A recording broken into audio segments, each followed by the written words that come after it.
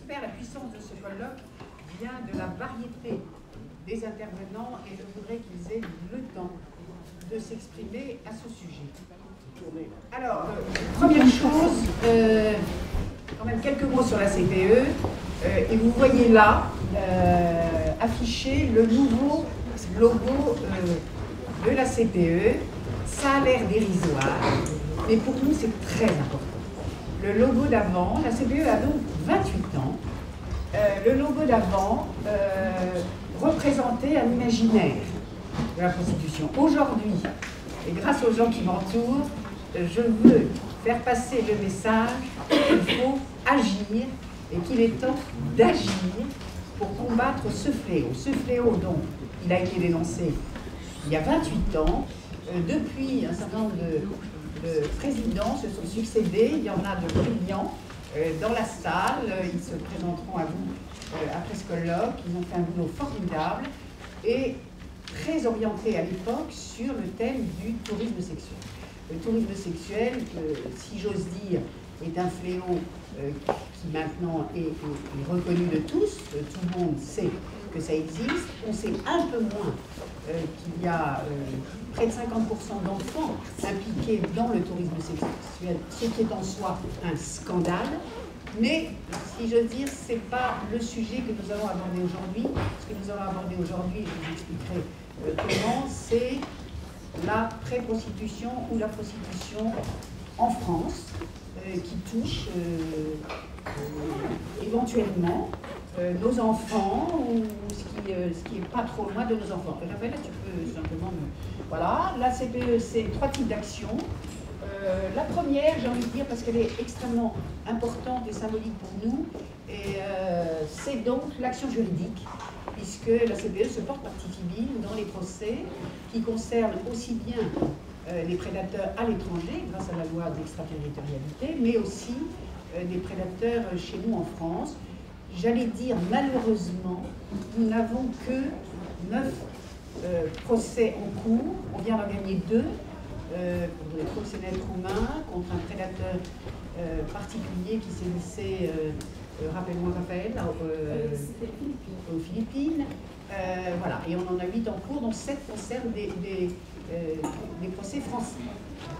La deuxième action, et on va beaucoup parler de ça aujourd'hui, c'est une action de sensibilisation et de prévention. Je pense que rien ne vaut la prévention sur des sujets aussi lourds et forts que cela. Et enfin, la troisième, c'est l'aide aux foyers d'enfants des rues. Donc malheureusement, avec nos petits moyens, puisque comme vous le voyez, nous n'avons que 500 adhérents qui nous aident, avec nos petits moyens, on arrive à aider 3 foyers, donc une représentante ici, Anne Pascal, je ne sais pas où elle est, mais elle fait un boulot formidable à Guatemala City, dans des foyers de jeunes, de très jeunes mères prostituées, et elle travaille aussi énormément en prévention sur place.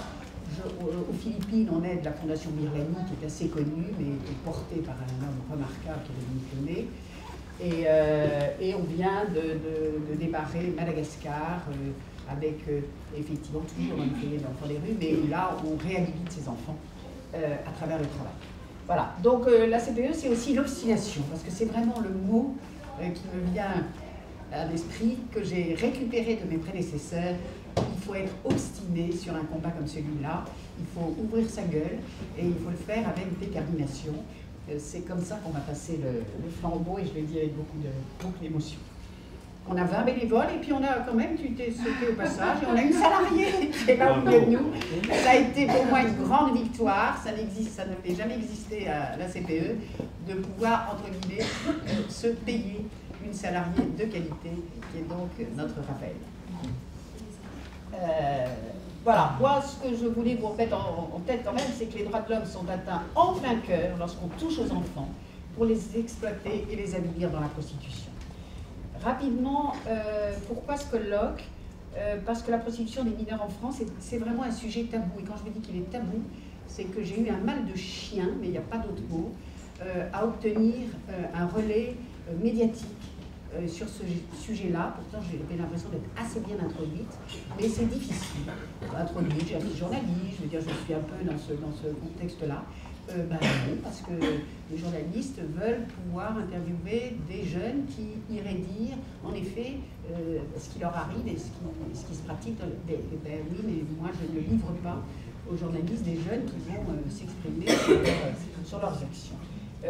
Rapidos quand même, qui ça touche? C'est les adolescents qui sont déjà engagés dans des pratiques. Je pense que tout le monde le développera un peu ici, prostitutionnelles, soit des mineurs placés en fugue, soit des mineurs isolés, soit des mineurs étrangers. Alors on stigmatise les petits Roumains, mais il n'y a pas que. Et puis les scolaires, c'est un des sujets qu'on va développer tout à l'heure. C'est, voilà, il ne faut pas se voiler la face. Quand on dit que ça nous arrive dessus et que ça peut concerner nos enfants, ça se passe, il y a des choses qui se passent, en particulier dans les toilettes des collèges, voilà. Et enfin, les adolescents qui risquent de basculer dans la prostitution, et là, je peux en parler, d'autant moins que j'ai porté un peu ce sujet, qu'on me dit souvent, tu tires une balle dans le pied d'AVC, parce qu'aujourd'hui, la pornographie accessible, l'hypersexualisation des petites filles, la banalisation de la sexualité. Il y avait un numéro de l'Express, un journaliste que j'aime beaucoup, avec lequel j'avais travaillé, qui vraiment m'a interpellée en disant les jeunes aujourd'hui, effectivement, ils n'ont plus de tabou, voilà. Alors eux, ils n'en ont pas. Ils parlent cru et ils font cru. Voilà. Quand elle dit que voilà, un tiers des consommateurs de sites porno sont des ados, parmi lesquels 75% ont moins de 12 ans, ce qu'elle relate là, c'est pas elle qui l'a inventé, c'est l'Association française de promotion de la santé dans l'environnement scolaire et universitaire. Donc là, on est quand même au cœur de quelque chose qui nous concerne tous.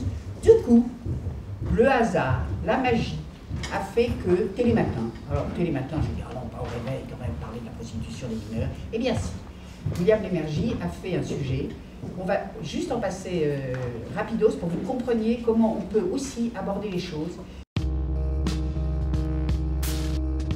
Le tabou de l'association Agir contre la prostitution des enfants, c'est cette relation sexuelle tarifée que les enfants commencent à avoir dans les établissements scolaires, mais pas que dans les établissements scolaires, à travers ce qu'on appelle les lovers boys, qui sont des mini-proxénètes mineurs qui mettent à disposition de leurs amis leurs petites copines. Si tu m'aimes, tu couches avec mon copain ou mes copains, qu'importe, c'est tarifé. Les tarifs sont à peu près uniformisés maintenant dans tous les collèges où ça se produit. En France, des milliers d'enfants sont prostitués. Il est temps d'agir. Aidez-nous à aider les enfants.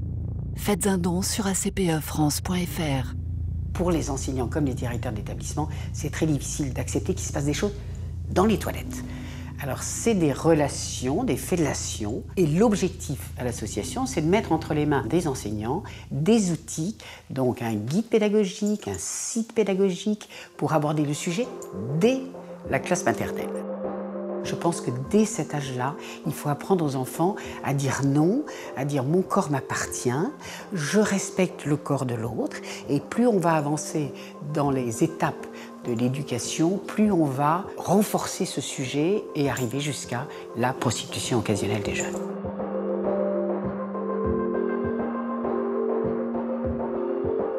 Le respect de soi passe avant tout par le respect du corps. Or, la tranche d'âge qui commence à être touchée, c'est les 12-15 ans.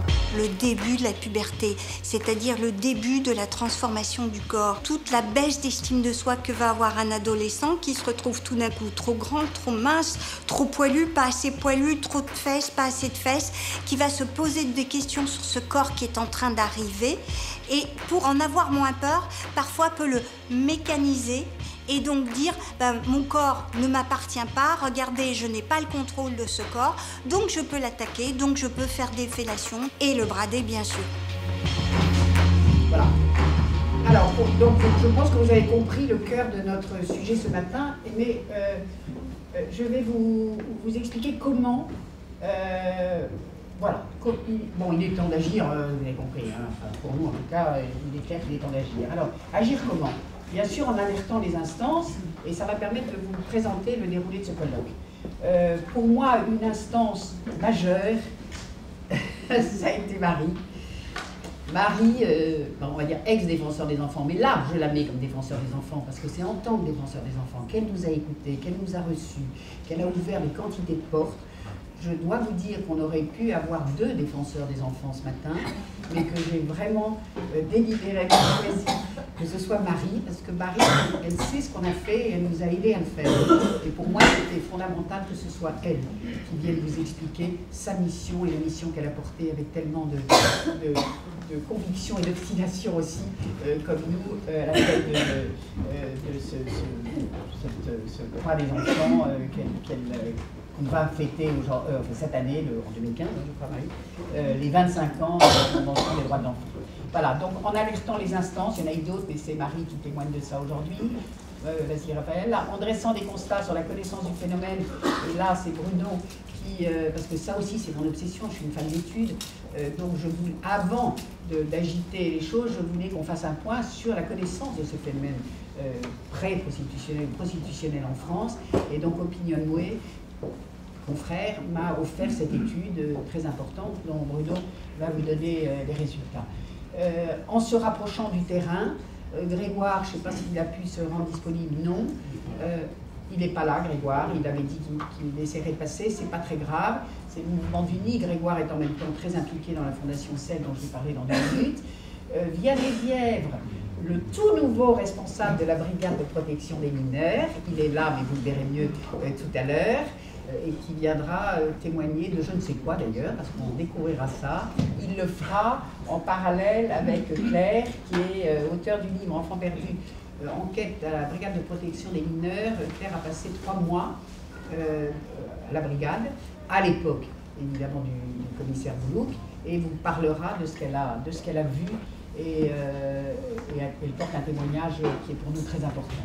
Donc on se rapproche du terrain, on traque juridiquement les réseaux quand on les trouve, ou les prédateurs individuels. Et je pense que Yves Charpenel, premier avocat général de la Cour de cassation et président de la Fondation CEL, dont je vais dire 2 mots après, je pense qu'Yves était le mieux placé pour nous expliquer effectivement les ressorts et les difficultés qu'on peut avoir à appréhender ce problème, même si eux, à la Fondation CEL, donc vous voyez le logo ici, donc vous voyez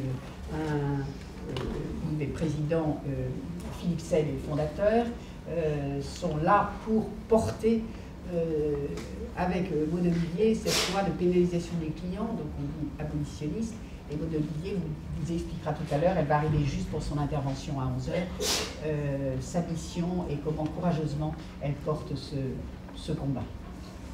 En sensibilisant les familles et en créant des outils pédagogiques, donc Maud Olivier nous a grandement aidés en nous finançant. C'était la première fois qu'on avait une subvention du Conseil général de l'Essonne pour pouvoir mettre en place ce guide qu'on vous présentera tout à l'heure et que Régine Keva, qui est une des enseignantes qui a conçu ce guide pédagogique, vous présentera dans la foulée.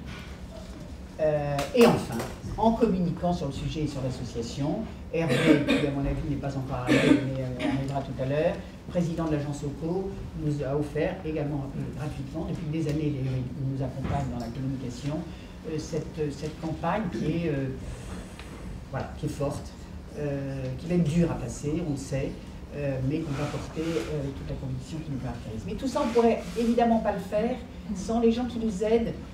C'est ce que j'ai appelé nos précieux sponsors. Croyez-moi, on ne se bouscule pas au portillon. Moi, avec ma candeur habituelle, je pensais que tous les clients d'ABC allaient m'accompagner. De loin quand même. Alors ceux qu'on a, on les aime.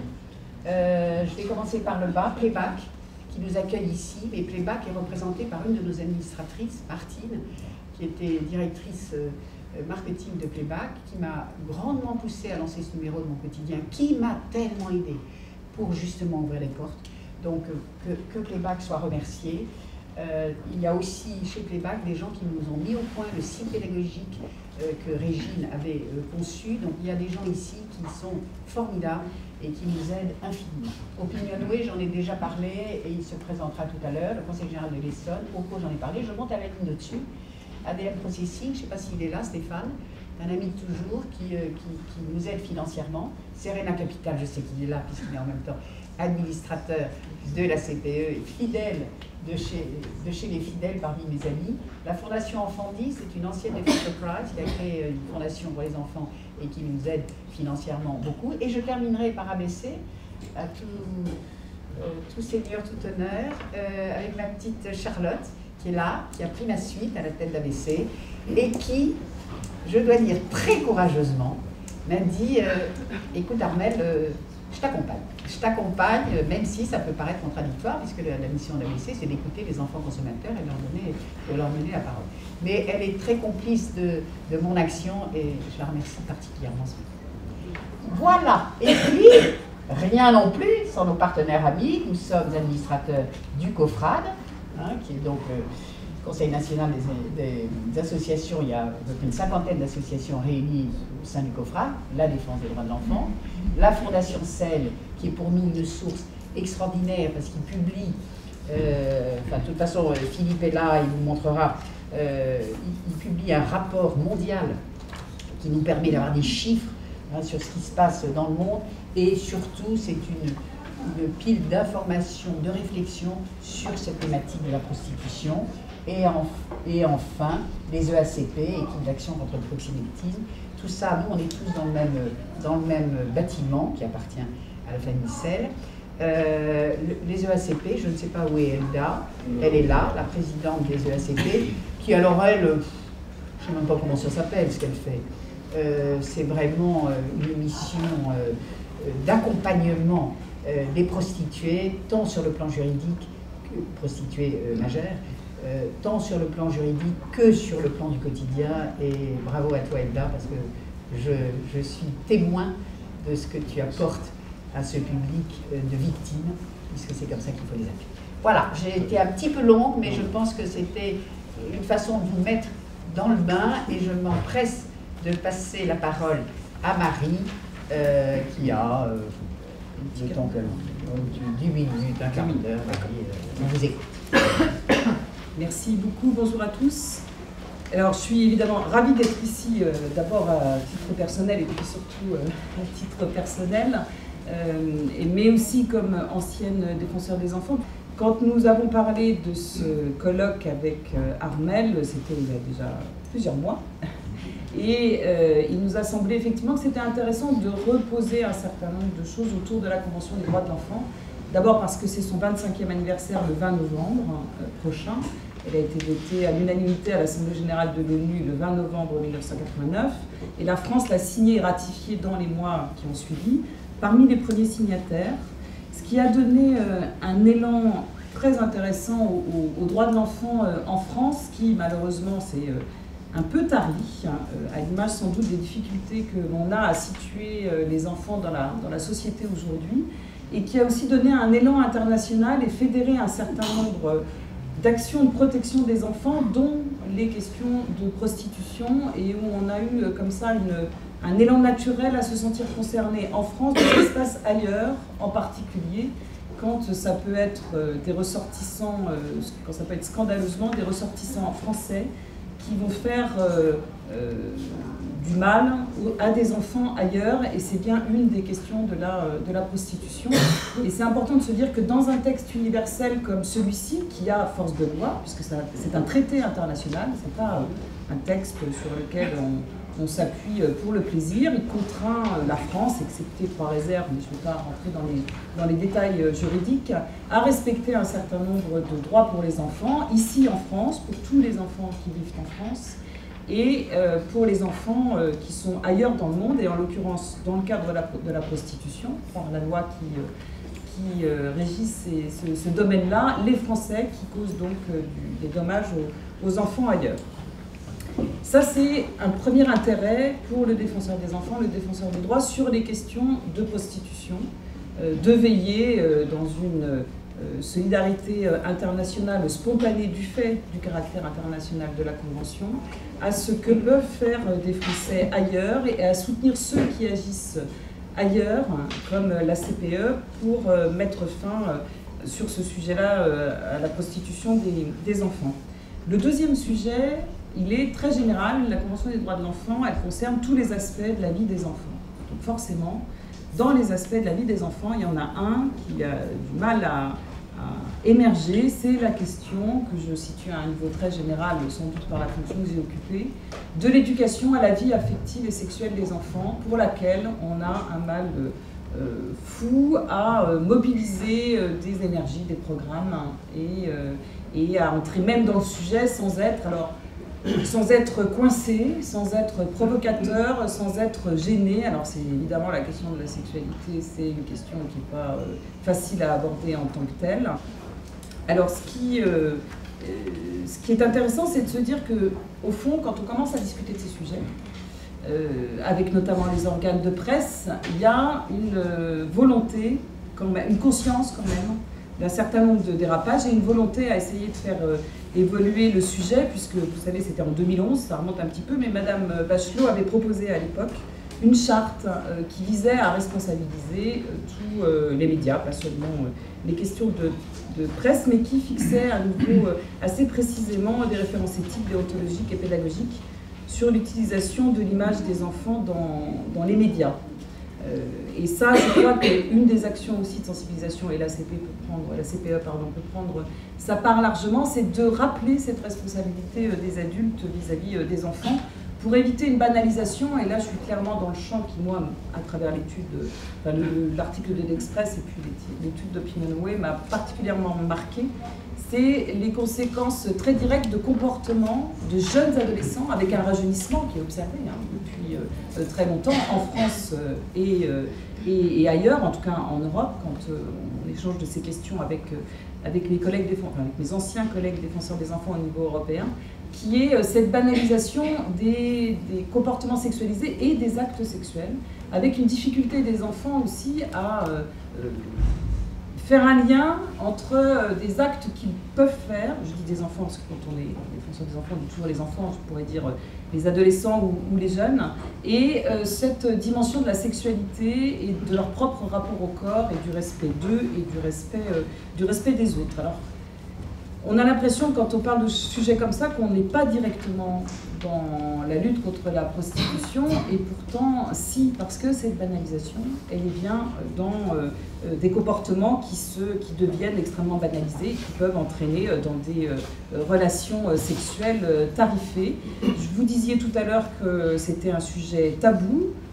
Moi, depuis qu'on m'a expliqué que la maltraitance n'avait pas pu être grande cause nationale parce que c'était un sujet triste, je me suis dit que effectivement la France était en ce moment dans des difficultés assez extrêmes pour aborder les sujets sensibles. Alors certes, le monde va mal, notamment économiquement, ça on nous en parle très largement, mais il ne faut pas oublier dans ces enjeux de bien vivre ensemble et ces enjeux de société qu'il y a des questions fondamentales du côté des enfants, qu'il faut les protéger immédiatement, qu'il faut les aider à prendre part et en sensibilisant, en disant non, comme disait Hermel tout à l'heure, en leur apprenant à dire non, on les fortifie pour pouvoir être les propres acteurs de leur protection. C'est aussi ce à quoi incite la Convention des droits de l'enfant. Et c'est important de l'encourager. Si on n'aborde jamais ces questions, ni à niveau du grand public, ni au niveau des enfants et des jeunes, on ne va pas les entraîner sur ce terrain-là. Alors il faut de la persévérance, ça c'est indéniable. Il faut parler des choses qui dérangent. Il faut parfois le faire de manière un peu provocatrice pour que ça provoque des réactions. C'est le choix que vous aviez fait dans une campagne. Moi, je crois même qu'il faut être par là, mais il faut aussi avoir, et ça c'est un autre cheval de bataille pour moi, des adultes qui sont renseignés et qui sont disponibles pour aborder ces questions-là. Quand on est mal à l'aise avec tout ça, c'est souvent parce qu'on n'est pas formé et soi-même pas très au clair avec certaines questions, mais en tout cas pas formé pour s'adresser aux enfants, pour savoir comment s'adresser aux enfants, aux adolescents et aux jeunes. Je ne vais pas insister plus longtemps parce que d'autres sans doute y reviendront. On a fait un travail sur les enfants et les écrans, grandir dans le monde numérique en 2012. C'était le rapport annuel consacré aux droits de l'enfant. C'est une obligation du défenseur des droits de remettre au président un travail de cette nature chaque année, le 20 novembre, à la date anniversaire de la Convention. Et dans ce travail, on dénonçait le fait que l'accès à la sexualité se passait pour une proportion absolument considérable par le biais des écrans et par le biais des sites pornographiques. Moi, je me suis intéressée à ce qu'on y trouvait. Je vous invite à faire cette expérience avec des mots-clés qui ne sont pas forcément des mots-clés à connotation sexuelle. On arrive en 3 clics et parfois, même en restant sur la première page, à des sites qui donnent accès à des images qui sont immédiatement sur un registre de sexualité crue, violente. Si aucun adulte ou aucun aîné, sans être des grands adultes, n'est en capacité de venir mettre des mots sur ces questions-là, on a des attitudes d'enfants qui sont totalement débridées et qui risquent d'avoir les conséquences qui vont jusqu'à des relations sexuelles tarifées ou en tout cas une façon d'être dans une relation amoureuse qui peut entraîner vers la prostitution, comme c'était évoqué dans le reportage, qui sera pas ajustée. Alors, la défenseur des enfants, ça sert à ça. Et la responsabilité de l'État, comme chacun d'entre nous, parce que l'État a signé la Convention des droits de l'enfant, la France a signé la Convention des droits de l'enfant en 90, eh bien, nous devons continuer à agir dans ce domaine-là. Alors effectivement, on a interrogé à la fois des parents et des grands-parents, 1329, et puis des 12-18 ans. Et effectivement, on est contraint tout simplement, au-delà de l'éthique, par la loi. On ne peut pas demander n'importe quoi à des mineurs. Quand on interroge des mineurs, dans notre métier, on doit demander l'avis et l'autorisation parentale, et donc on ne fait pas n'importe quoi. Alors, on fait des enquêtes sur des sujets qui sont parfois sensibles, comme celui-là, mais on le fait avec des questions qui sont respectueuses de chacun. Premier élément que l'on a voulu mesurer, c'était finalement la place de cette question de la prostitution des enfants mineurs dans les préoccupations des parents et des grands-parents. Et vous le voyez, elle est importante puisque les 2/3 des parents et des grands-parents, c'est le chiffre en bas à droite, 68% nous ont dit que c'était un sujet qui les préoccupait aujourd'hui. C'est un sujet extrêmement préoccupant pour eux, bien qu'on en parle moins, on le verra, comme on l'a dit, c'est difficile de l'aborder dans les médias, et par rapport à d'autres sujets qui sont beaucoup plus médiatiques, finalement, l'écart de préoccupation n'est pas très élevé pour la quête des enfants qui fait l'objet très souvent de reportages. C'est 84% de préoccupation, donc on voit, c'est un sujet qui est un sujet d'inquiétude pour une part importante des parents et qui notamment est un sujet d'inquiétude particulièrement pour les parents et les grands-parents des catégories populaires. Il y a un écart très important sociologiquement dans les réponses. On monte à 74% des parents des catégories populaires ou des grands-parents des catégories populaires qui sont inquiets sur ce sujet-là, contre seulement 55% dans les classes sociales plus aisées. Donc on le voit, c'est un sujet qui travaille et qui existe dans la société. Deuxième élément, sur est-ce que finalement les parents et les grands-parents ont déjà entendu parler de ce sujet de la prostitution des mineurs. Et là on voit déjà un écart important, 1/3, 36% nous disent en avoir déjà entendu parler finalement dans les médias, 10% nous disent l'avoir déjà évoqué avec leurs enfants ou leurs petits-enfants, et 3% avoir été questionnés par leurs enfants et les petits-enfants. Alors on voit à la fois que c'est un sujet de débat dans les cercles familiaux, ce n'est pas négligeable de trouver 10% des parents ou des grands-parents qui ont déjà évoqué ce sujet quand on sait la difficulté que peuvent avoir les gens à parler de ces sujets. C'est un sujet complexe, difficile, et on voit que c'est quelque chose qui est important. Deuxième élément, on voit aussi que souvent les conversations, les échanges dans les familles, elles se font justement suite à des émissions de télévision, de radio, à des articles dans les journaux. Et donc ça renvoie de nouveau à ce 36%, finalement, 1/3 qui en ont entendu parler. Le fait qu'on en parle peu dans les médias, c'est aussi une des raisons, ou pas assez dans les médias, c'est malheureusement quelque chose qui n'aide pas les familles à aborder ce sujet. En gros, plus d'une personne sur deux nous a dit que c'était justement un article, un reportage, une émission de radio qui avait déclenché une conversation sur ce sujet dans la famille. Et les freins pour discuter de ce sujet, c'est justement, évidemment, on ne sait pas comment en parler, ça c'est une réalité aussi, et c'est aussi le fait d'avoir parfois la sensation que c'est finalement aussi un sujet qui est peut-être plus éloigné qu'on ne le pense. Autre élément sur lequel on a voulu interroger, c'est d'essayer de voir maintenant du côté des enfants ce que eux ils voyaient et ce qu'ils pensaient là-dessus en termes de finalement de connaissance des risques. Vous le voyez, sur quoi ont-ils été alertés? Il y a malgré tout des débats importants dans les familles, hein, puisque 98% ont été alertés sur le fait de ne pas se laisser brutaliser par un adulte, hein, 96% sur le fait de ne pas devoir faire des choses anormales avec son corps, en échange soit d'argent, soit de cadeaux. Donc vous le voyez, les enfants, ils ont quand même, malgré tout, même si le sujet directement de la prostitution des mineurs, il est difficile à aborder, il n'est pas si courant que ça, les enfants ont d'une manière ou d'une autre été interpellés ou alertés par leurs parents ou leurs grands-parents sur ces sujets. C'est ce qu'ils nous disent. Et 95%, vous le voyez, sur le fait de ne pas laisser un adulte ou un enfant voler ses affaires. Mais donc c'est un niveau, je dirais, d'échange relativement important du point de vue des enfants. Donc c'est quand même un sujet qui est abordé dans les familles, pas toujours autant qu'on pourrait le souhaiter, parce qu'on l'a vu, c'est compliqué, on n'a pas toujours les mots, mais en tout cas les enfants à un moment ou à un autre ont été, je dirais, sensibilisés à cela. Alors autre chose importante, c'est finalement quels sont un peu les acteurs perçus par les parents, les grands-parents qui doivent jouer ce rôle d'information. Et vous le voyez, évidemment, les parents sont considérés comme un acteur absolument majeur par les deux tiers, mais pas seulement. Et les enseignants, notamment, sont perçus comme très largement par les parents et les grands-parents comme de bons relais pour pouvoir aborder ces sujets. Près d'un sur deux, hein, des parents ou des grands-parents nous ont dit que les enseignants avaient vraiment leur rôle à jouer. Là encore, il ne s'agit pas de se substituer aux parents, on le voit dans les réponses.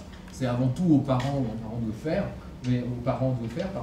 mais les enseignants peuvent évidemment avoir aussi un apport dans ce domaine. Et puis vous le voyez, des acteurs comme les associations sont cités assez largement, hein, par 21%.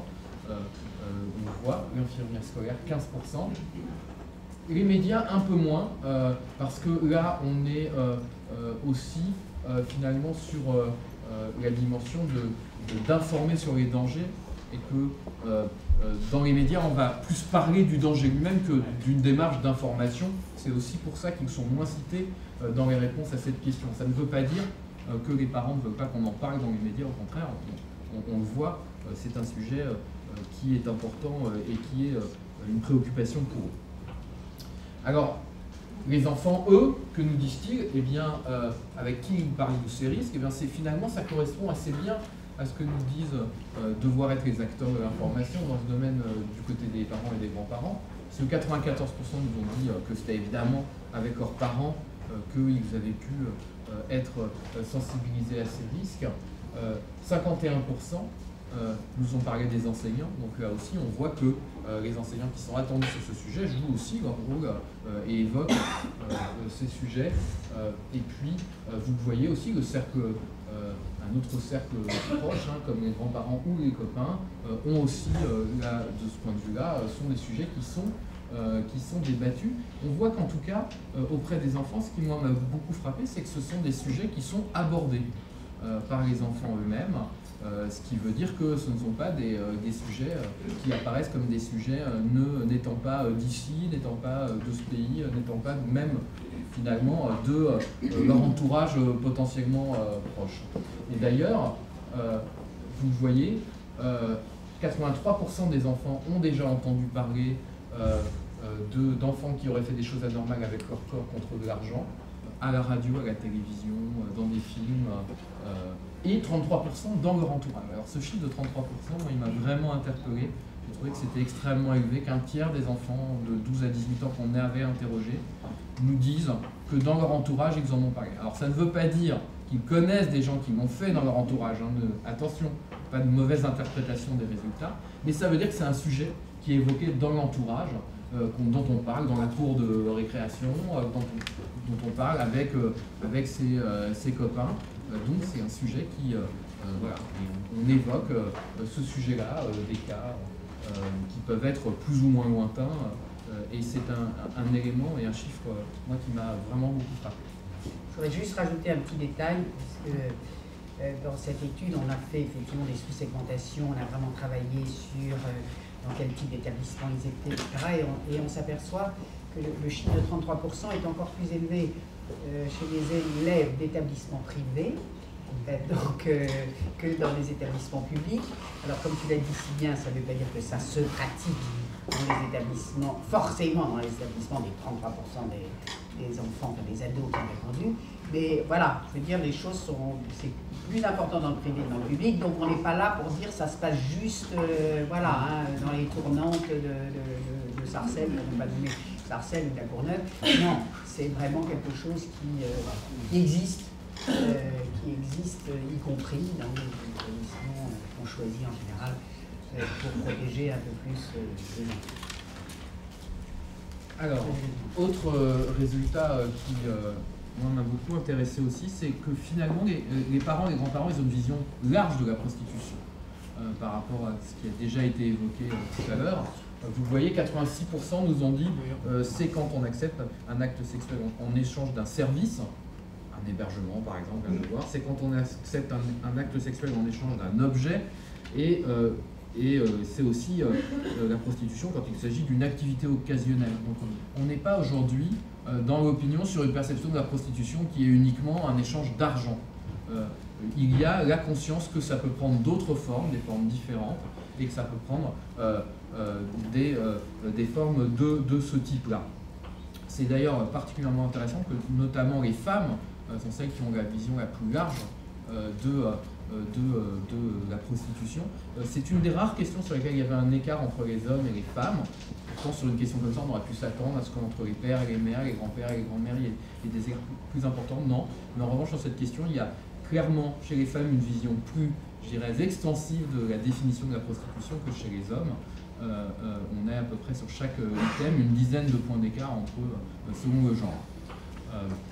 Et puis, je dirais les types de prostitution de mineurs dont ont entendu parler là aussi les parents et les grands-parents. Alors 70% en ont entendu parler concernant les étudiants pour par exemple payer leur loyer. Ça c'est quelque chose d'extrêmement élevé et qui aujourd'hui, c'est vrai que ce sujet-là il a été beaucoup abordé dans les médias et donc c'est pas une surprise de le retrouver à un niveau aussi élevé de personnes qui nous disent en avoir entendu parler. 48% sur la prostitution des enfants roumains. Et puis vous le voyez, un quart quand même, 27% nous disent avoir déjà entendu parler des boys lovers, un quart aussi, 25%, de la prostitution dans les toilettes des établissements scolaires. Donc on voit aussi une hiérarchie de connaissances qui est liée aussi à une hiérarchie d'exposition et de traitement de ces sujets finalement dans les médias. Et de ce point de vue-là, c'est vrai que la question de la manière et du fait ou non que les médias abordent ce sujet, on voit qu'il a une importance forte dans la connaissance que peuvent avoir les parents et les grands-parents de ces sujets. Alors moi, sincèrement, en posant cette question, je ne m'attendais pas à avoir les chiffres de 27 et 25%. Dans la mesure où effectivement, depuis 2 ans, quand j'évoque le sujet, on me dit mais quoi, mais tu parles, mais quoi, des trucs dans les toilettes des collèges, ça n'existe pas, ça ne peut pas exister. Bon, 25% des adultes disent, et on ne les a pas forcés à répondre, dans leur libre conscience, disent que oui, ils ont entendu parler de la chose. Donc pour moi, ce chiffre est énorme. Alors on va regretter que les 75% qui disent non, non, je n'ai entendu parler. Mais déjà à 25%, ça me paraît colossal comme chiffre. Et les boys lovers, là aussi quand on entend une fois là, 27%. Donc on expliquait un petit peu le phénomène dans la question, mais enfin oui, 27% disent c'est vrai, c'est quelque chose que je connais. Donc déjà là, on a une base pour se dire, voilà, il faut, comme tu dis, faire en sorte que les médias puissent pousser encore ce sujet, pour qu'après on puisse dire, bon ben voilà pourquoi on a mis au point des outils de prévention, puisque ça a déjà atteint les consciences. Je crois que si ce chiffre est aussi élevé, effectivement, parce que c'est très élevé, c'est parce que, on l'a vu au début, c'est une préoccupation, cette question de la prostitution des mineurs. C'est une préoccupation importante pour les parents, c'est quelque chose qui les soucie. Et donc, évidemment, on le sait bien, en termes de mémorisation des choses, de connaissances, plus on est sensible à un sujet, plus on retient tout ce que l'on entend sur ce sujet. Et donc l'exposition, même si elle n'est pas toujours massive, en revanche, elle est très bien retenue par les parents et les grands-parents. Et puis, dernier point, on les a interrogés aussi sur finalement les acteurs à sanctionner dans les cas de prostitution des mineurs pour les parents et grands-parents. Et vous le voyez, aujourd'hui, 55% nous ont dit que les clients devaient être sanctionnés dans ce type de situation. 36% nous ont dit aussi que les parents qui laissaient faire devaient être sanctionnés. On voit bien que les parents et les grands-parents n'ont pas tendance du tout dans l'enquête à évacuer leur rôle et leurs responsabilités sur ces sujets. On l'a vu à travers beaucoup de questions, ils le disent, c'est à eux d'en parler, c'est à eux d'évoquer ces sujets, c'est à eux éventuellement même, c'est eux-mêmes éventuellement qui doivent être jugés responsables. Et en revanche, et ça c'est intéressant aussi, seulement 8% nous ont dit que c'était les enfants qui devaient être sanctionnés dans ce type de situation. On attaque la brigade de protection des mineurs. Alors, ils vont le jouer en duo. Je tiens particulièrement à remercier le commissaire Vianney Dièvre qui a pris ses fonctions il y a 1 mois. Donc, voilà, c'est récent quand même, on peut dire. Et qui a quand même trouvé le temps de nous consacrer cette matinée. Dans le doute, parce que je craignais qu'il n'ait pas le temps, j'avais de toute façon demandé à Claire, dont j'ai lu ce livre qui s'appelle Enfant perdu, de témoigner de ce qu'elle avait vécu à la brigade de protection des mineurs, donc il écrit ce qu'elle a observé en tant que journaliste, on va dire, et qu'écrivain. Je ne suis pas journaliste. Non, toujours. Bon. Alors, ancienne enseignante. Ancienne enseignante. Voilà, ancienne enseignante et donc écrivain, mais tu as fait un travail un peu journalistique quand même. Oui, d'enquête, on va dire. D'enquête, oui. Voilà. Pardon, d'enquête. Oui. Voilà, alors je ne sais pas comment vous vous êtes mis d'accord tous les deux. Qui commence? Qui en Claire Berest commencera. Claire Elle s'y connaît beaucoup en protection des mineurs, évidemment bien plus que moi. Elle a 3 mois d'expérience et j'en ai 4. Voilà. Très bien. Et vous ne casserez pas sa baraque à l'arrivée? Non, pas du tout. On a l'air d'être d'accord. On est à peu près en phase. D'accord. Je vais essayer de faire vite. Bonjour à tous, donc je m'appelle Claire Berest. Je m'appuierai beaucoup sur mes notes parce que je suis un tout petit peu indisposée physiquement, donc je m'excuse par avance. Mon propos ne portera pas sur la prostitution directement, mais plutôt sur la souffrance psychique pouvant résulter de nouveaux modes de comportement sexuel chez les adolescents, les mineurs, et de l'absence de visibilité aujourd'hui sur les conséquences que ces comportements pourront avoir demain. J'ai passé 1 an à me pencher sur la vie des adolescents d'aujourd'hui pour préparer l'écriture de mon livre « Enfants perdus ». Un an où je n'ai pas écrit, mais où je me suis posé des questions sur leur intimité, en allant à la rencontre d'adultes qui, eux, sont des spécialistes. Des magistrats, un pédopsychiatre, un homme politique dont la jeunesse est l'un des sujets de prédilection, qui n'était d'ailleurs pas de mon bord, car je pense que les questionnements sur la jeunesse doivent se poser en dehors de tout clivage d'opinion aux politiciens. Des professeurs, bien sûr, une éducatrice spécialisée, et surtout une quinzaine d'enquêteurs de la Brigade des mineurs de Paris. La BPM, donc c'est son nom, Brigade de protection des mineurs, était le lieu que j'avais choisi pour être le cœur de mon travail. Cela peut sembler paradoxal de commencer son enquête à l'endroit où le mal est déjà commis, mais tout cela était un parti pris. Il m'a semblé, avant de commencer ce travail, que la réalité de mes cadets était insaisissable. Et j'ai décidé que pour la saisir, il me fallait aller dans un endroit de radicalité pour remonter le fil vers une normalité. Je dois préciser que j'ai été professeure de français en collège et que j'ai rencontré beaucoup d'adolescents par ce biais. Ce fut une expérience douloureuse. J'ai d'ailleurs décidé brutalement et rapidement de démissionner de l'éducation nationale. En revanche, être au contact de ces jeunes esprits en construction, en guerre ouverte même parfois, m'est resté ce qui a été le plus précieux dans cette expérience, de les avoir rencontrés. Cela met également mon désarroi. J'avais 25 ans à l'époque et la barrière entre eux et moi était intangible mais infranchissable. Pas de code, pas de langage, pas de référence commune, même pas un système d'ancrage collectif. J'avais été adolescente moi-même moins de 10 ans auparavant et je n'ai rien reconnu. Je les ai aimés instantanément et j'ai eu peur pour eux, comme on s'inquiète pour ceux en qui on croit et pour ceux à qui on souhaite le meilleur, en l'occurrence la jeunesse de France. C'est pourquoi j'ai souhaité y revenir par un autre biais. Quand on réfléchit à un sujet et que celui-ci sans cesse vous déborde, vous renverse et ne vous laisse pas en paix, c'est peut-être le signe que l'on est à un endroit juste. À la BPM, les enquêteurs m'ont confié nombre d'affaires qui se ressemblaient toutes. Des jeunes filles de tout milieu, défavorisées, classe moyenne, beau quartier, se retrouvaient dans leur bureau pour porter plainte pour viol. Leurs agresseurs étaient des adolescents, eux aussi, de leur collège, de leur quartier. Je dis collège à dessein car ces histoires concernent des gens jeunes, très jeunes, 11 ans, 12 ans, 13 ans. Le problème pour les enquêteurs, c'est qu'aux yeux de la loi, un viol doit être caractérisé par une violence, une menace, un chantage, une absence de consentement. Et que dans ces histoires, les filles n'ont pas dit non, les garçons n'ont pas vraiment demandé si c'était d'accord, que ces faits sexuels ont eu à plusieurs reprises, dans un consentement qui pouvait sembler tacite et qui apparaît flou après coup. Je suis désolée d'aller vite, mais comme on a pris du retard, de lire vite. La raison récurrente pour laquelle ces histoires d'enfants qui font des fellations et des sodomies à l'image des adultes et non des petits baisers se retrouvent à la BPM, c'est parce que les images circulent. Prenons un exemple précis. Une des premières affaires que l'on m'a confiées quand je suis arrivée à la BPM datait de la semaine précédente. Je me permets de reproduire les paroles d'une des enquêtrices. Dans le dernier dossier que l'on a pris à la permanence, les auteurs ont 12 ans. Il s'agit de 2 jeunes filles à qui l'on a demandé lors d'un jeu Action et Vérité de faire des fellations et des sodomies et elles ont été filmées dans des beaux quartiers. Elles s'expliquent ainsi, on a juré donc on le fait. Après on les a fait chanter à cause des vidéos. Quand on creuse leur profil Facebook, on voit qu'elles ont ensuite flirté avec leur bourreau. On y trouve des conversations ultra crues qu'elles provoquent avec les garçons en question. On a du mal à leur faire comprendre que tu ne peux pas être une victime si tu dis à ton agresseur quand est-ce qu'on fait un plan à 3. En même temps, à 12 ans, on ne peut pas considérer qu'elles aient la pleine mesure de ce qu'elles font. Un autre enquêteur me dit, les enfants, garçons et filles, pensent que c'est comme ça que cela doit se passer. Le débat s'est totalement déplacé sur ces questions, on a trop d'affaires de ce genre.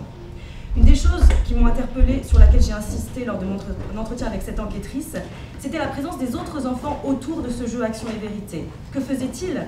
Ils ne réagissaient pas. Ils ne réagissaient pas. En audition, ils confirmaient, oui, j'ai vu un tel faire ça avec une telle. Que faisais-tu pendant ce temps-là? Réponse, je jouais avec mon téléphone portable. Dans cette affaire, les actes sexuels étaient consentis, mais la diffusion des vidéos n'était pas prévue. Les autorités du collège s'en sont emparées, ont prévenu les parents, le jeu a mal tourné. Ce sont souvent les parents qui portent plainte, m'a expliqué une autre enquêtrice, mais beaucoup de signalements viennent directement de l'école, parce qu'avec les portables, ils se filment et les images peuvent tourner au sein des établissements et sur les réseaux sociaux. Tout le monde en parle, ça devient invivable. Les échanges avec les enquêteurs sont vite devenus passionnés. Nous avions tous plus de 30 ans. Et nous devisions sans cesse sur ce sentiment commun mais difficile à éclairer que nous sentions un décalage inédit avec cette génération. Pas le fameux décalage que chaque génération ressent avec celle qui la précède et lui succède, autre chose, une autre manière d'être attaché au monde, une autre manière d'être rattaché au monde, à l'âge où chercher son identité par rapport à ce monde représente plus que la vie même. Les policiers me racontent une autre histoire où une jeune fille est filmée au cours de jeu, puis chantage. Si tu ne nous fais pas ce que l'on te demande, on monte les images, engrenage. Une autre jeune fille âgée de 15 ans vient porter plainte pour des relations sexuelles répétées avec des garçons de son collège 2 ans auparavant. Elle avait donc 13 ans. Elle dira sans cesse aux policiers « Mais je ne sais pas pourquoi j'ai fait ça. Je ne sais tout simplement pas pourquoi. Je ne me comprends pas. » De tout jeune garçon sodomise un camarade avec un balai. Pourquoi? Ils ont vu les images sur le net, ils n'ont fait qu'imiter. On n'a plus besoin de demander à la grande sœur, au grand frère. Le sexe est en libre catalogue en un clic. Tous les enfants ont Internet sur leur téléphone portable et les téléphones portables sont dans la poche. Il devient, ce téléphone, de plus en plus notre être au monde. La scène fameuse du film Police de Mai Wen où une jeune fille fait une fellation en échange pour récupérer son téléphone, ce qui était donc une forme de prostitution comme nous l'avons indiqué, a suscité beaucoup de commentaires pour les spectateurs. C'est un peu fou, c'est une caricature. Quand j'étais à la BPM, concernant cet épisode, j'ai reçu le même discours de la part de tous les enquêteurs avec qui j'ai passé du temps. C'est un archi-classique, c'est un cas d'école. Ils ont eu tous en audition ce cas-là à maintes reprises, encore une fois de la part d'enfants venant de tout milieu, et j'insiste sur ce point. Comment vit-on dans un monde où les traces ne s'effacent plus, où dans 10 ans, 20 ans, nous devrons encore assumer le catalogue de nos turpitudes sur Internet? Cette capacité de garder ce passé vivace, quelque honte ou tristesse qu'il recèle, est encore une fois inédite. Personne ne peut deviner quelles conséquences cela aura sur les adultes de demain. En travaillant sur mon livre, j'ai suivi un peu obsessionnellement, et je finirai là-dessus, les cas de suicide d'adolescents très jeunes, suite à des épisodes de ce qu'on appelle du cyberharcèlement. Comment peut-on se suicider à 12 ans, à 13 ans, en France ou aux États-Unis? Se poser cette question revient à regarder l'abîme et les monstres qui y vivent. Je pense à Rebecca Sedgwick, une adolescente de Floride qui s'est jetée du haut d'une usine désaffectée en septembre 2013, après avoir été harcelée pendant plus d'1 an par une quinzaine d'adolescents qui lui envoyaient des messages du type « Tu es tellement laide, peux-tu mourir s'il te plaît ?» Elle a laissé un message d'adieu sur le site pour ados Kik Messenger, signé This Dead Girl, cette fille morte. Elle avait 12 ans. Après tout, comme je suis le responsable de la brigade de protection des mineurs et que vous faites un colloque sur la prostitution des enfants, je me proposais de vous parler de l'analyse du phénomène prostitutionnel des mineurs constaté par la brigade de protection des mineurs à Paris. Alors, il y a un constat et puis il y a un ressenti. Je vais vous parler tout à l'heure, on a un peu abordé ces histoires de chiffres. Donc, je vais d'une part vous rassurer, mais comme vous n'êtes pas venu pour rien, je vais vous effrayer aussi un petit peu après. Hein. Je vais commencer par vous rassurer. Parce qu'on parle de prostitution, hein, donc on parle de prostitution et donc de son corollaire qui est le proxénétisme. Et il y a un autre aspect juridique, parce que je fais partie d'une brigade de police judiciaire. Moi, mon métier, c'est d'arrêter les délinquants. Donc je ne vous parlerai pas du tout en termes de morale ni de jugement. Le policier, il constate une infraction, sa mission c'est de retrouver les éléments afin d'identifier l'auteur et de le mettre à disposition de la justice. Donc je ne rentre pas du tout dans l'aspect moral des choses, même si j'ai une idée sur l'évolution et sur les dangers que comporte l'évolution et la pornographie et la banalisation de la pornographie chez les enfants. Les derniers chiffres que je vais vous donner, c'est les chiffres de la brigade de protection des mineurs en ce qui concerne les sollicitations en relation sexuelle, le nombre d'affaires faites par la brigade de protection des mineurs, peu importe le chiffre, parce que c'est l'évolution qui compte. En 2013, il y en avait 3 affaires, en 2012, 5, en 2011, 12, en 2010, 10, en 2009, 8. C'est plutôt... c'est des affaires que nous faisons d'initiative. Donc c'est aussi à tempérer nos propos. Hein, parce que si je demande aux fonctionnaires de la brigade de protection des mineurs de ne faire que ça, ils en feront.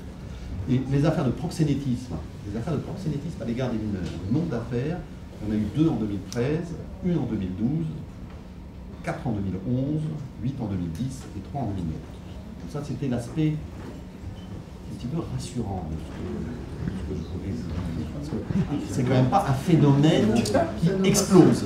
C'est pas, non, il n'est pas question de le nier. Il n'est pas question de le nier. Donc pour la prostitution de rue, on peut trouver des prostituées mineures en fugue également. Parce que le fugueur, c'est comme le détenu en cavale, il faut qu'il finance sa fugue.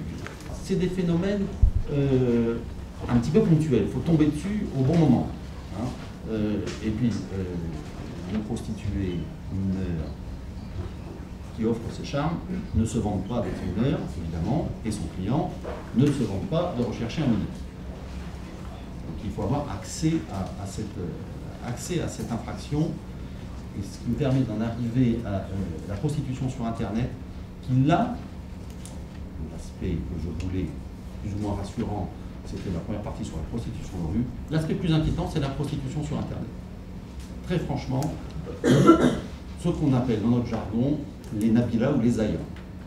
Si vous allez sur certains sites comme Vivastri, que vous allez sur l'onglet Erotica, vous trouverez avec de photos de jeunes filles qui se disent toutes avoir 19 ans, 20 ans, 21 ans, 22 ans, en aucun cas 18, et qui sont extrêmement appétissantes, extrêmement bien faites, et qui proposent de leur charme, leur relation, une relation discrète avec un homme. C'est extrêmement lucratif. Les prestations vont de 450 à 1000 euros. Donc, avant de travailler au McDo pour avoir le même salaire pour s'acheter sa paire de Louboutin, et là j'en reviens à ce que disait Claire au sujet de la banalisation de la sexualité et la connaissance de la sexualité, je ne vais pas faire de morale, hein, par les enfants, c'est uniquement YouPorn et les films de Canal+, ça vous dérègle complètement l'appréciation que vous, que moi, que même les enquêteurs de la brigade de protection des mineurs, qui ne sont pas vieux, qui ont entre 25 et 30 ans, sont complètement désemparés. Alors, notre métier, ce n'est pas d'apprendre le respect du corps aux enfants, hein, on est bien d'accord. Enfin, en tout cas, ce n'est pas mon métier. Mon métier, c'est de mettre en prison les méchants. On est d'accord. Et je ne suis pas là pour éduquer les enfants et leur dire que c'est pas bien de regarder du corps. Même si, évidemment, je le pense, parce que ça entraîne des conséquences considérables. Dans cette prostitution sur Internet, sur l'escorting, l'accès à l'infraction est très difficile également. Il s'agit d'une relation privée sur Internet. Je ne vais pas faire d'infiltration non plus, pas de provocation, mais cette relation directe qui est pour la prostituée ou le prostitué plein d'avantages sur Internet. C'est beaucoup moins dangereux que la prostitution de rue, qui est violente, et c'est beaucoup plus lucratif. Et ça permet, parce qu'il y a aussi des proxénètes malgré tout dans cette prostitution sur Internet, qui est un peu plus diffuse à appréhender, c'est ceux qui permettent de mettre en relation des prostituées avec de riches clients. c'est simplement une mise en relation qui tombe sous le coup de la loi, on va dire, de procédé. Voilà, moi, ce que je peux constater sur Paris, sur l'appréhension du phénomène de la prostitution des mineurs. Alors évidemment, récupérer les chiffres est extrêmement compliqué. Il y a ce qu'on appelle un chiffre noir très important de choses qu'on ne sait pas, évidemment, qui est une relation privée serait-elle monnayée sur Internet. Il y en a énormément et ça nous échappe. Merci. Je voudrais passer la parole, puisque c'est dans la logique de la chose, c'est vrai, à Yves Charpenel, qui est quand même notre grand spécialiste de ces sujets, même s'il les traite évidemment aussi au corps des adultes, mais de ces sujets qui concernent les mineurs. Donc merci à tous les deux. Et, effectivement, il y a une continuité dans tout ce qui se dit depuis ce matin et ce qui se dira tout à l'heure. Vous avez bien noté qu'une des particularités quand on évoque la prostitution des mineurs, c'est qu'on est très gêné à l'évoquer. D'une part, pour des raisons qui ont été effleurées tout à l'heure sur la difficulté à parler de la sexualité des mineurs, la difficulté à parler de la réalité tout court, et puis deuxièmement, parce que c'est un phénomène qui, dès qu'on le porte sur le plan criminel, est très difficile, et le commissaire a eu raison de dire quelle difficulté à gérer la contradiction entre les chiffres officiels et le ressenti. Alors la vérité, elle est dans les deux vraisemblablement, mais on a du mal, et pourtant, c'est pas un sujet qui est complètement nouveau. Il est vrai qu'il a commencé à apparaître dans les viseurs des services publics et privés il y a plus de 30 ans, lorsque l'émergence des phénomènes de drogue a fait qu'on s'est rendu compte que beaucoup de mineurs n'avaient plus rien d'autre à vendre que leur corps. Et donc ce phénomène de prostitution existait mais n'était pas nommé. Et d'ailleurs, dans les cadres statistiques admirables du ministère de l'Intérieur et de la Justice, ce phénomène n'a jamais été répertorié tel que. Si on ne sait pas combien il y en a vraiment en France, la vraie question, c'est évidemment comment on fait pour lutter contre. Hein, mais tout de même, c'est important de savoir si on mobilise des armées ou des brigades. Pour l'instant, vous avez compris qu'on est plutôt sur des brigades, dont j'ai eu le sentiment, pour les fréquenter depuis longtemps, qu'elles étaient saturées, que ce soit la brigade des mineurs, dont ce n'est pas la spécialité, hein, mais la brigade de répression du proxénétisme, 35 agents, hein, pour 20 000 possibles victimes sur le terrain, l'Office central de répression qui travaille monde entier avec ses 35 agents sur le papier. Hein, ils sont moins, il y a quand même des gens qui partent en vacances et qui sont malades. Et donc tous ces gens-là font émerger une forme de réalité et une quantité de réalité qui évidemment n'est pas représentative. Et on verra d'ailleurs que, notamment grâce au travail qui est fait dans les consciences de partie civile, à défaut d'avoir une vision statistique, on a une vision réaliste de ce qu'on peut trouver comme échantillonnage représentatif de la prostitution des mineurs en France aujourd'hui. J'ai regardé, grâce à l'obligeance d'Armel, les affaires qui sont traitées par la CPE. Alors, lapsus presque parce que, et travaillant avec l'EACP, c'est le même acronyme à l'envers, qui s'occupe en gros des majeurs et surtout des proxénètes, on traite un peu plus d'affaires, mais elles disent la même chose. Que disent les affaires que vous traitez? Sous le contrôle, naturellement. Elles posent les mêmes difficultés s'il y en a si peu. D'abord, c'est parce que c'est très compliqué. En moyenne, une affaire de ce type, elle prend 4 ans à instruire. Donc le mineur peut devenir majeur, surtout il a le temps de disparaître. Il faut bien voir qu'on a estimé qu'il y avait environ 1 mineur sur 100, peut-être même moins, qui va être présent lors de l'audience. C'est-à-dire ce moment si important, publiquement, des gens vont dire c'est pas bien ce qui s'est passé et ça mérite une peine. Donc qu'est-ce que disent ces affaires? Elles sont très représentatives en réalité, même s'il y en a une dizaine là, actuellement en cours, de ce qu'on trouve sur le marché, si je puis dire, de la prostitution des mineurs.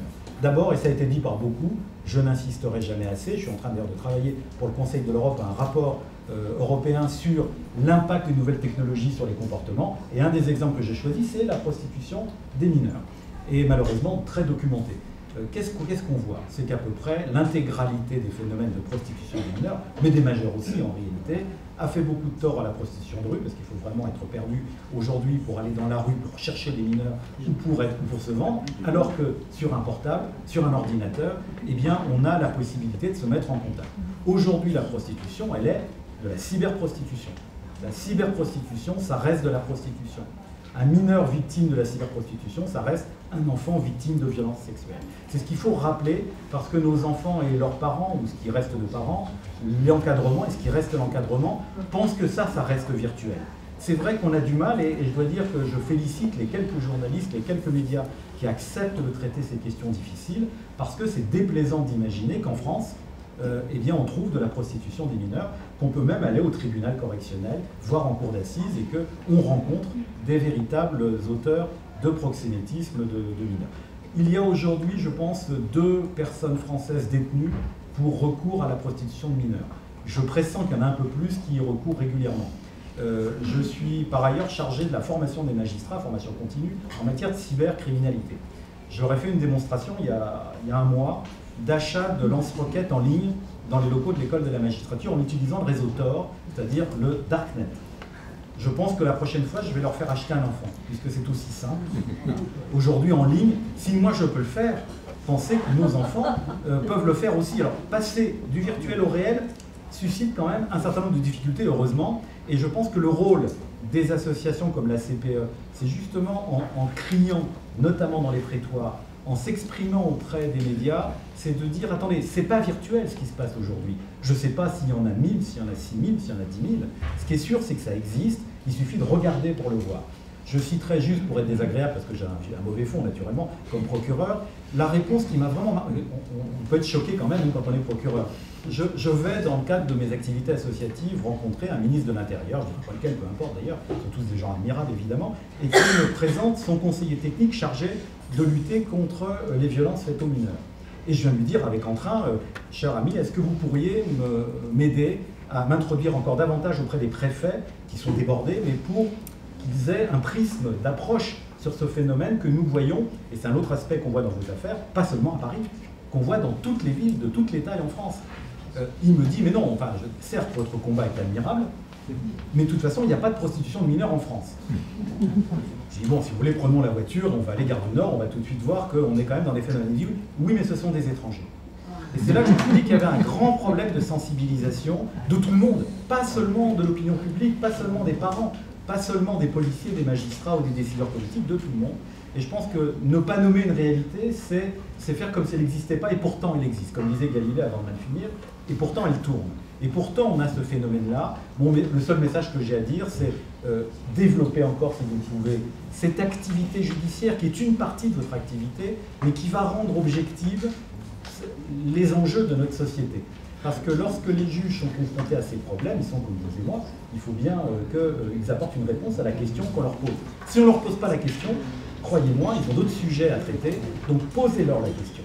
Et peut-être qu'on n'ira pas à 1 500 000 €, qui est un peu virtuel. Ceci dit, vous avez vu dans l'affaire Amidovic, qui est une des plus grosses affaires qu'on ait traitées en France. C'est-à-dire quelqu'un qui est un trafiquant, c'est le fameux gros bonnet, vous savez, qu'on n'arrêterait jamais. C'est un gros bonnet qui gérait toutes les petites mendiantes que vous voyez dans les rues de Paris actuellement, entre 300 et 400, qui devait ramener tous les soirs 300 €, pour simplifier, par tout moyen. Pas seulement la prostitution, mais aussi la prostitution. Il encourait d'ailleurs 100 500 000 € d'amende, qui rentrait dans le cas de ces phénomènes. Il a été condamné notamment à une peine de 8 000 € d'amende, donc on ne désespère pas, en appel, de faire un peu monter la pression. Parce que, rappelez-vous, c'est la souffrance des enfants, mais pour le trafiquant, c'est fondamentalement une question d'argent, et pour le client, dont on ne parlera jamais assez, c'est un problème de domination. Parce que pourquoi y a-t-il tant de violence intrafamiliale? Parce que c'est plus facile d'abuser de ses enfants que de quelqu'un qui est extérieur. Mais ça reste un problème de l'abus du plus fort sur le plus faible. Rien que ça mérite qu'on se mobilise tous là-dessus.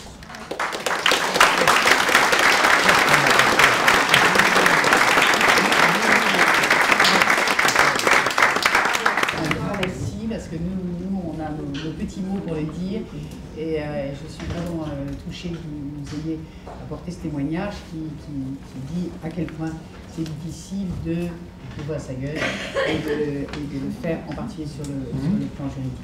Je voulais juste témoigner de ce que, grâce à Maud Olivier, et même si la loi qu'elle porte ne nous concerne pas, il y a l'autre, nous sommes évidemment derrière elle, et elle a tellement bien compris qu'elle nous a aidés, vraiment financièrement, et croyez-moi c'était une grande première pour la CPE, grâce au Conseil général de l'Essonne, à travailler, et c'est un processus qui n'est pas complètement terminé, mais travailler en prévention sur ce guide pédagogique que Régine vous présentera dans 2 minutes, succinctement aussi, parce que vous pouvez y aller directement sur Internet.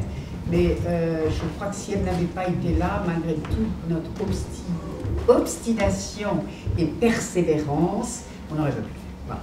C'est aussi bête que ça. J'ai essayé de sensibiliser les privés, etc. J'ai pas réussi parce qu'ils n'ont pas très envie d'accoler leur logo sur une cause comme celle-là. Donc merci Maud, et croyez bien qu'on vous est vraiment reconnaissant. Merci à vous, merci de ce que vous faites. Donc effectivement, là je vais plutôt intervenir en tant que conseillère générale, même si évidemment on abordera la question de la proposition de loi. Sûrement beaucoup me demanderont où elle en est. J'aurai l'occasion de répondre qu'il faut qu'on mobilise nos forces. Sur l'aspect vraiment, ce que je voudrais développer aujourd'hui, c'est la prévention. La prévention, me semble, d'abord c'est un des piliers de la loi, c'est le troisième pilier de la proposition de loi, mais également c'est quelque chose sur lequel, évidemment, et je crois que tout ce qui a été dit aujourd'hui le montre, c'est quelque chose sur lequel il faut travailler. Ce n'est pas considéré encore comme une problématique spécifique, je l'ai dit tout à l'heure, nos services de l'aide sociale à l'enfance ne sont absolument pas formés sur ces questions-là, et donc passent à côté de ces situations, et c'est là-dessus aussi qu'il faut travailler.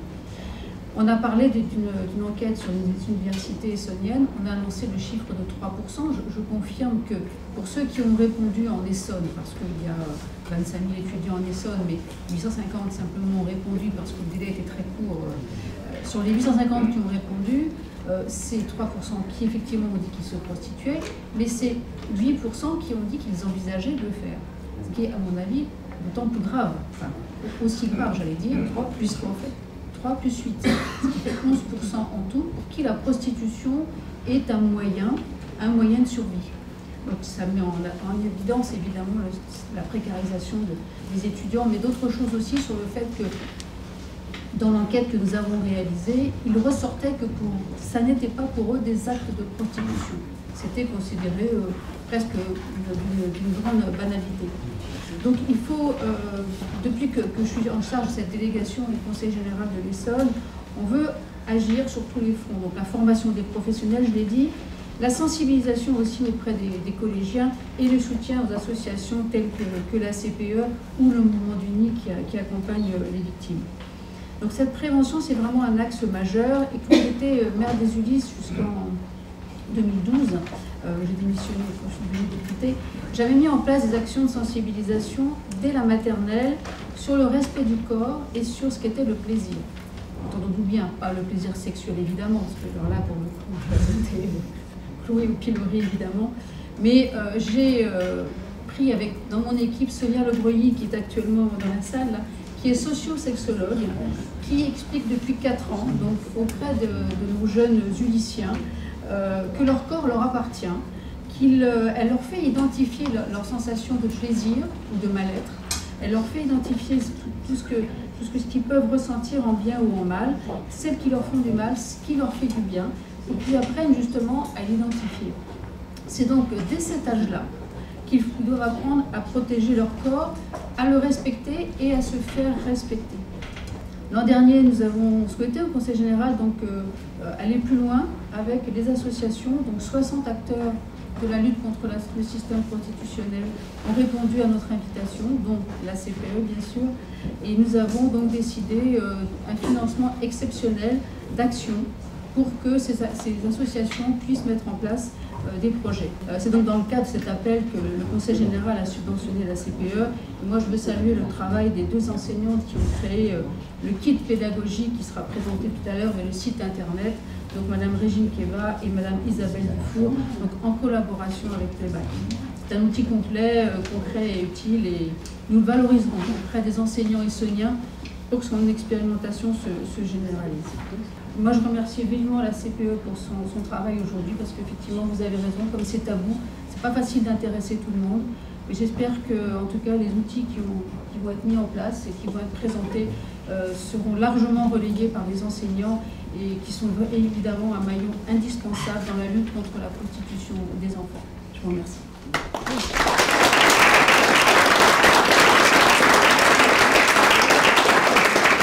Après 1 an, Armelle m'a contactée pour ce sujet Le but étant de faire quelque chose de concret, un outil concret utilisable en classe par les enseignants pour les sensibiliser sur le sujet de la prostitution des enfants. J'ai donc coordonné une petite équipe et nous avons travaillé une petite année sur le sujet. Très vite on a dit, nous on est enseignants de primaire, moi je connais parfaitement le primaire, un peu le collège mais parfaitement le primaire, et tout de suite on s'est dit, je préférerais que tu restes déjà sur le guide. Voilà, après on ira sur le site.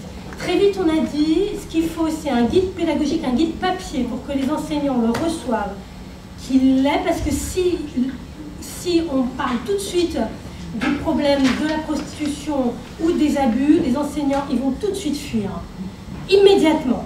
Pourquoi? Parce que c'est un sujet hyper sensible, vous le savez, c'est pour ça qu'on est tous un peu passionnés ici.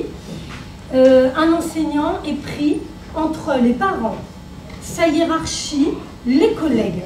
Moi-même, quand j'étais enseignante, notamment en maternelle, il m'est arrivé d'avoir des sujets extrêmement sensibles avec les petits, qui sont un public que j'adore. Je fermais la porte de ma classe pour ne pas que les adultes entendent. Voilà.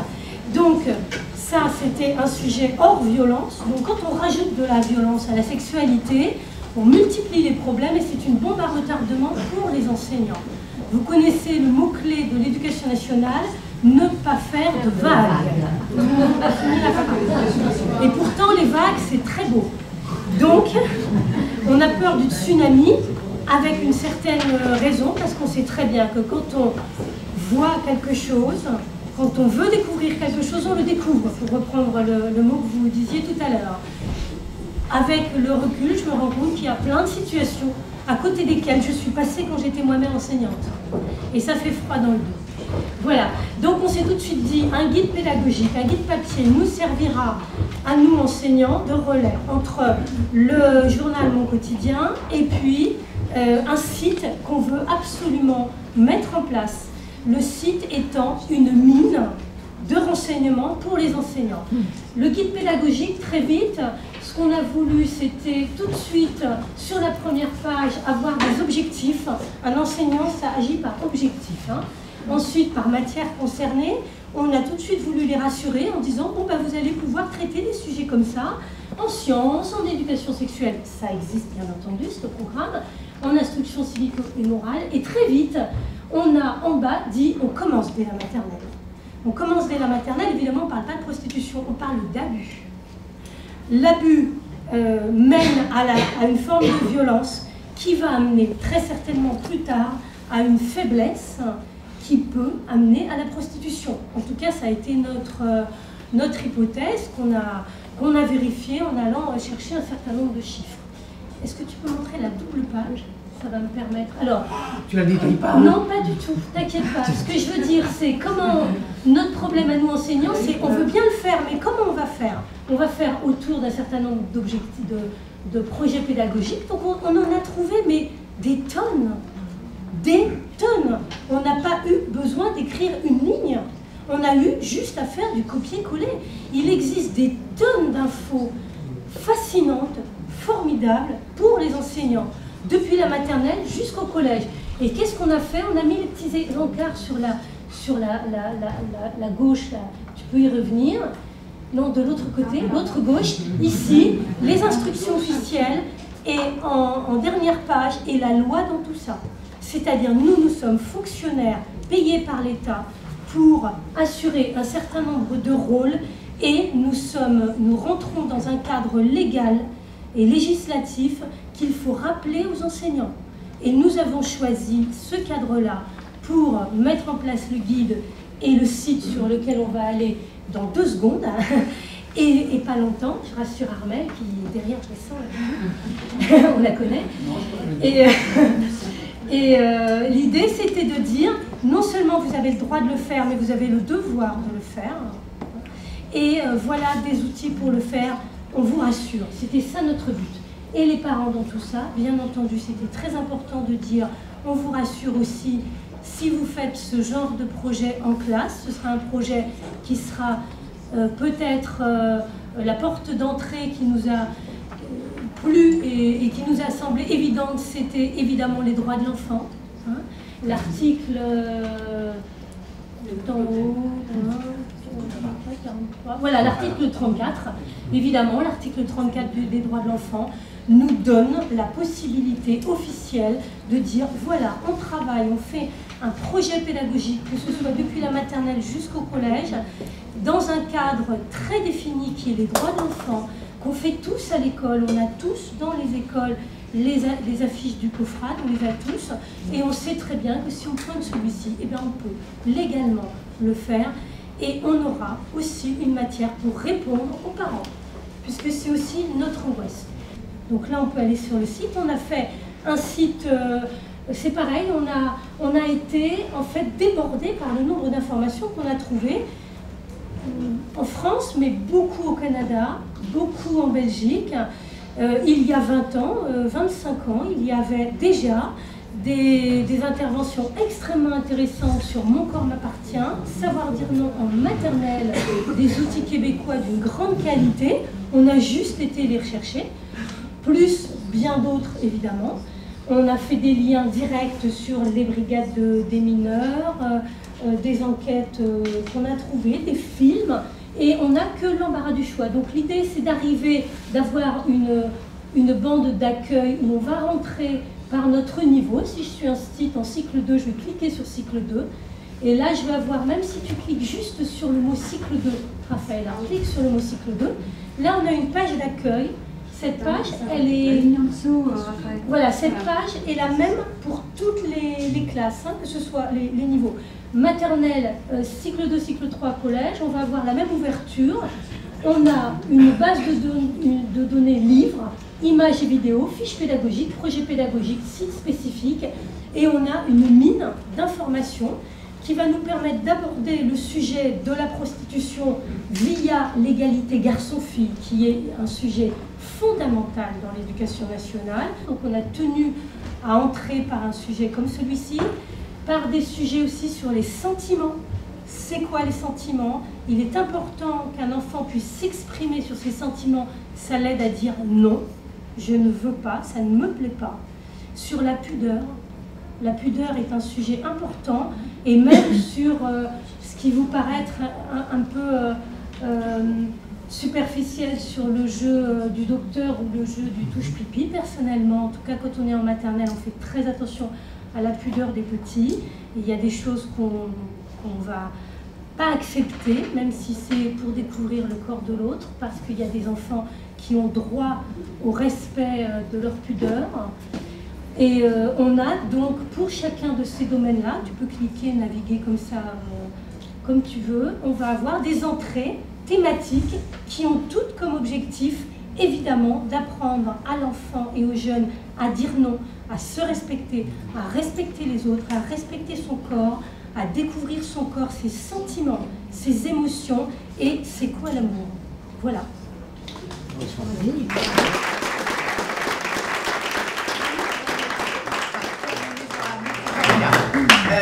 Merci, parce que je sais que tu es tellement pleine de ce sujet que tu aurais pu consacrer des heures.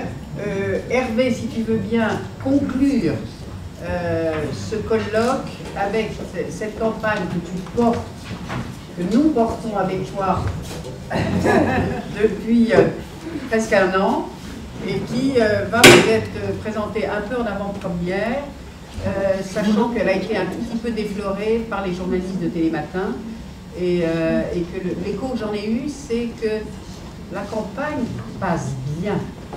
Alors maintenant, à toi de nous dire ce que tu avais derrière la tête. En même temps, les gens qui vont la voir vont pas avoir l'explication, donc peut-être que vous pouvez la regarder aussi sans plus vous l'explique. Juste rappeler un tout petit peu le contexte quand même, c'est-à-dire que ça fait 12 ans qu'on accompagne la CPE. On a beaucoup travaillé par le passé avec Jacqueline notamment et Laurence sur les sujets de prostitution, notamment qu'on appelait au soleil, prostitution donc, touristique, où ces touristes sont souvent associés de manière un peu salace. Là, cette fois-ci, on avait envie de ramener le sujet au plus près de nous, à la fois parce qu'on a tous vécu ça quand on parle de ce sujet dans les dîners en ville, il y a souvent un déni par rapport à la prostitution enfantine en France. Et puis c'est vrai que, étonnamment, l'art s'est davantage saisi de ces sujets récemment, je pense notamment au cinéma avec Jeune et Jolie ou et police aussi évidemment, voilà, c'est le truc que je cherchais. Et qu'en réalité, il y a beaucoup de gens qui sortaient de ces films et qui semblaient nous dire, et me dire, ainsi qu'à vous peut-être, mais finalement cette réalité existe, comme si finalement le filtre du cinéma aidait à être plus limpide et plus évident. Donc on a fait le choix de tourner 3 séquences, 3 films, qui sont d'ailleurs déclinés en 3 affiches, 3 films de 30 secondes, qui sont pour le moins explicites, et qui montrent, avec une retenue malgré tout, des situations très concrètes. Et le mieux, c'est que voilà, vous les découvriez quand Raphaël... Tu peux juste quand même nous parler de ton parti pris, qui est effectivement d'être dans la... Non, c'est moi qui te regarde. dans la réalité du sujet, mais en laissant les gens s'approprier quand même le contenu. C'est-à-dire que vous allez voir, je vous préviens, c'est flou, c'est à la fois très précis, très suggéré, très artistique, on va dire. Et le travail de George, ton créatif, est vraiment énorme. Ils ont fait un travail énorme. Voilà, parce que il faut aussi respecter les gens qui vont le voir. Donc à chacun de prendre dans ses films ce qu'ils se sentent capables de prendre. Vous ne verrez pas le visage des enfants, mais vous y verrez des situations extrêmement concrètes. Vous n'y verrez pas d'actes sexuels, mais finalement, vous n'avez pas besoin qu'on vous les montre pour les imaginer. Et finalement, on sait que le pouvoir d'imagination qu'on peut avoir par rapport à l'image est beaucoup plus impactant que la démonstration concrète et crue. Donc on est à la fois dans une évocation sans phare, et à la fois avec une limite qui est celle du réalisme, qui finalement ne nous intéressait pas. On n'avait pas envie de plonger dans une forme outrancière. Et il faut savoir déjà que ces spots sont soumis à une autorité qui s'appelle l'ARPP.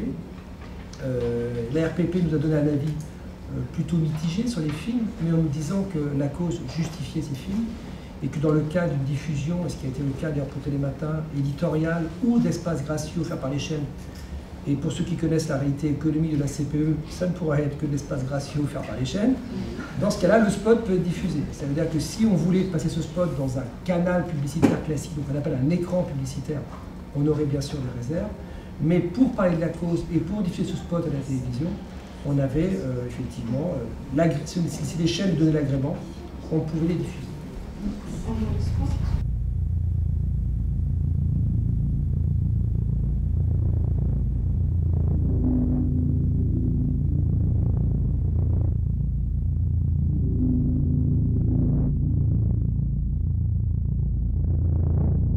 En France, des milliers d'enfants sont prostitués. Il est temps d'agir. Aidez-nous à aider les enfants. Faites un don sur acpefrance.fr. Aujourd'hui, mon propos n'est pas de convaincre les enfants. Mon propos est de réveiller les consciences et des adultes qui aujourd'hui me disent en face, ça n'existe pas. Donc la réalité, c'est pas de montrer l'argent qui va leur donner un sentiment que c'est plus réaliste ou pas. C'est de leur montrer que leur fille, leur voisine, leur cousine se prostituent, ou leur garçon, ou leur fils, ou leur cousin se prostituent, quelquefois d'ailleurs avec une démarche volontaire, et puis qui très rapidement peut vite basculer dans une démarche involontaire. Mais lorsque les médias se font l'écho de la situation à Nice, d'une jeune fille qui, dénoncée par son père, est arrêtée par les flics et dit à son père « Mais pourquoi tu l'as dénoncé? Je gagne ma vie comme j'en ai envie, j'en ai 14 ans. » Quand à Lille, il y a quelques mois, une jeune fille de 12 ans a été arrêtée 2 fois dans la même nuit, 3 fois pour accolage. C'est pas les enfants qu'on doit convaincre. Aujourd'hui, ce qu'on doit convaincre sont les adultes. En fait, ils m'ont demandé de témoigner.